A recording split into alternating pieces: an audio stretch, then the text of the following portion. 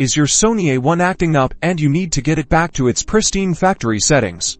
Let's dive into how to perform a hard reset. First, ensure your camera has adequate battery power, ideally a fully charged battery or plugged into a power source to prevent interruptions. With the camera powered on, we're going to access the main menu. Use your camera's directional buttons or control dial to highlight the setup or the wrench icon in the menu. Once you're in the setup menu, scroll down until you find the option labeled Initialize or Reset. The exact wording might vary slightly, so keep an eye out for something similar. Select Initialize or Reset. You will likely be presented with a few choices. We want to choose the All Settings or Factory Reset option to revert everything back to its original state. The camera will then ask you to confirm this action, often with a warning that all settings will be erased. Carefully read this prompt and select Yes or Execute to proceed with the hard reset. Your Sony A1 will now begin the reset process. This may take a moment, during which the camera might briefly shut down and restart. And that's it.